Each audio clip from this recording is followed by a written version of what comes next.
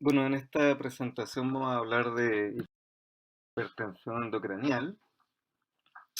Hay que recordar de que el encéfalo, ¿cierto?, está dentro de una estructura que no es expandible, y eso hace de que los aumentos de cualquiera de sus componentes sea peligroso, porque obviamente aumenta mucho la presión intracraneal. Tenemos el parénquima, tenemos la sangre, el líquido cefalorraquídeo, y se pueden ir, hay cierta capacidad como de amoldarse de cada uno de ellos, pensando que la presión total está dentro de una cavidad fija. Tenemos acá el típico dibujo donde se ve que en algunas situaciones el volumen sanguíneo se puede modificar, también se puede modificar el volumen del líquido cefalorraquídeo. El parénquima cerebral, el volumen cerebral, eso ya no se puede modificar. Y hay un punto que aparece acá, ¿cierto? Como de no retorno, donde puede bajar un poco la cantidad de líquido cefalorraquídeo, puede bajar un poco la parte vascular, especialmente se puede modificar el retorno venoso, pero el parénquima cerebral no puede bajar su volumen, ¿cierto? Y hay un punto en el que esta capacidad que tiene el cerebro de adaptarse a estos aumentos de presión se rompe, y eso genera, ¿cierto?, un aumento exponencial de la presión intracerebral, y eso obviamente que provoca daño cerebral y finalmente puede provocar la muerte del paciente. Acá tenemos, ¿cierto?, por un lado una situación de hidrocefalia, por ejemplo, que aumenta mucho el líquido cefalorraquídeo, o por otro lado puede aumentar mucho, en ese caso, un hematoma, y en ambos, ¿cierto?, se va a comprimir, va a sufrir el parénquima cerebral, el cerebro. Entonces, ¿qué es la hipertensión craneal? Es una situación en la cual el volumen del, el volumen del contenido intracraneal eh, supera la capacidad de homeostasis que tiene, cierto, el sistema, por estar en una cavidad rígida, y eso obviamente que provoca daño en el parénquima. Puede ser por aumento, un edema cerebral, tumores, infartos cerebrales, absceso, hidrocefalia, bastante diverso, ¿ya? Hay distintas patologías que pueden provocar esto. Aquí, por ejemplo, se ve una lesión expansiva, neoplásica, con harto efecto de masa frontal izquierdo y que incluso desvía de línea media, ¿ya? Acá tenemos una foto donde aparece una medición del líquido cefalorraquídeo que se puede establecer. Por ejemplo, en este caso era un paciente con pseudotumor cerebri que está por sobre los valores normales, hasta 20 lo normal, y en este caso dio hasta 35. ¿Ah? Acá se ve una imagen bien interesante donde cuando hay un aumento de volumen, en este caso un infarto cerebral con mucho edema, que es la imagen hipodensa que se ve a derecha, a izquierda de la pantalla. Ahí en estos casos, ¿cierto? Para evitar que siga aumentando la presión intracerebral, se hace una cranectomía, y con eso se salva la vida del paciente, se evita un desenlace fatal. Bueno, la típica alteración de flujo del líquido que puede provocar hidrocefalia, por ejemplo, y esto se ve en varias circunstancias. Hay algunas veces alteración de flujo por meningitis, otras veces por hemorragia subaracnoidea, ¿cierto? Que deja alteración en el flujo líquido cefalorraquídeo. Acá vemos una hidrocefalia bastante importante. O se puede ver por aumento del volumen sanguíneo, ¿cierto? Tanto venoso como arterial. Acá, por ejemplo, tenemos un hematoma subdural, la típica imagen en media luna, con un gran desplazamiento línea media. Y acá tenemos una hemorragia en parénquima derecha que también tiene una desviación línea media menor que la anterior, pero la tiene de todas formas. ¿Cuál es el síntoma cardinal? La cefalea.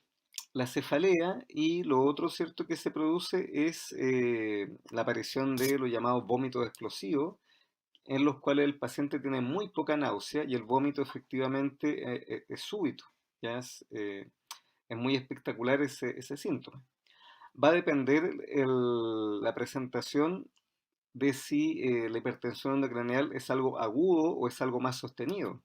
hay situaciones, ¿cierto?, subagudas, de más lento instalación, de que el cerebro logra tener mayor capacidad de adaptarse, ¿cierto? En cambio, cuando una situación aguda, ahí es menor la adaptación y el paciente puede presentarse con compromiso de conciencia súbito, ¿cierto?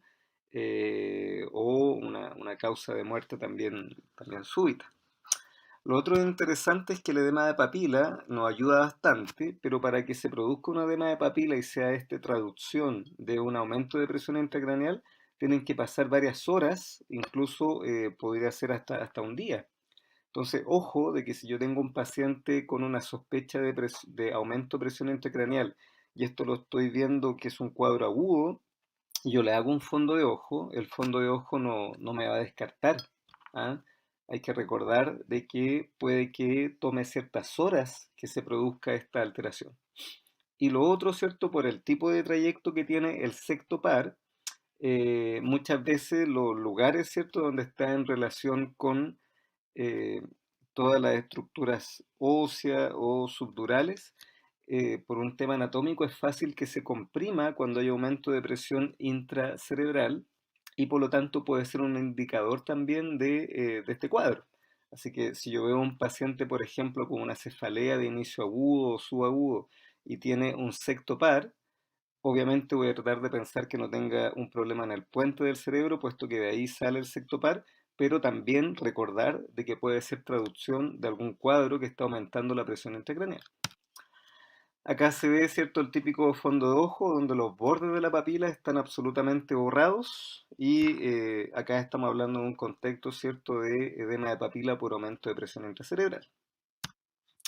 Bueno, como hay un punto en el cual ya no puede modificarse el líquido cefalorraquídeo, no puede modificarse la parte vascular, especialmente venosa, empieza a sufrir el parénquima debido al aumento de presión intracerebral. ¿Y qué es lo que ocurre? Que el cerebro, el parénquima cerebral, empieza a desviarse o empieza a buscar salidas, ¿cierto?, hacia lugares que anatómicamente no estaban preparados para eso.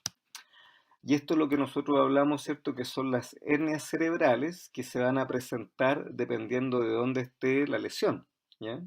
Entonces es muy importante que cuando yo tengo un paciente con un cuadro clínico que me sugiere una hernia cerebral, es una situación gravísima y que nos está hablando de que la capacidad homeostática que tiene ese cerebro de soportar un aumento de presión intracerebral se acabó y tenemos que actuar en forma rápida. La mayoría de las veces, ¿cierto?, requiere una resolución quirúrgica bastante precoz. Y acá tenemos, ¿cierto?, la típica imagen con la herniación subfalcina. Está la herniación también uncal, temporal. Está la herniación de las amígdalas cerebelosas. Y está lo que también se llama la herniación transcortical, ¿cierto? O de compromiso rostrocaudal, que es cuando tengo una gran presión supracortical, especialmente cuando una lesión muy grande unilateral o son lesiones bilaterales muy importantes y se va produciendo como un cono de presión desde superior a inferior. La hernia subfalcina se provoca, ¿cierto?, una protrusión del parénquima cerebral frontal bajo lado del cerebro y en una primera oportunidad se compromete la vía córtico-espinal, especialmente de la pierna, ¿cierto?, ipsilateral y luego contralateral. Entonces el paciente pudiera tener primero una hemiparesia bastante disarmónica, de mayor compromiso crural, por el homúnculo motor que se afecta, ¿cierto?, más en esa zona, que va a ser contralateral y después, ¿cierto?, va a pudiera tener, si es que esto se expande, va a ser bilateral. Entonces es muy importante sospechar esto. Si yo tengo un paciente que está con un dolor de cabeza y tiene una lesión, ¿cierto? Y hay una sospecha de aumento de presión intracerebral y el paciente tiene una paresia de preferencia crural, obviamente que tengo que tratar de descartar esto y hacer una imagen. La otra hernia que es de bastante común presentación es la hernia uncal, donde el uncus, ¿cierto?, que está en la zona anterior del lóbulo temporal, comprime puede comprimir el tronco, la zona del mesencéfalo, y el paciente va a tener grados variables de compromiso del tercer par, que es lo más común, ¿ya?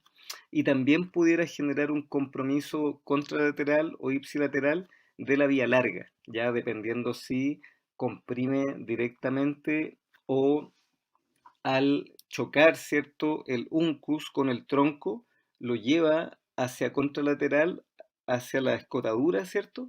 Y eso pudiera provocar una hemiparesia ipsilateral.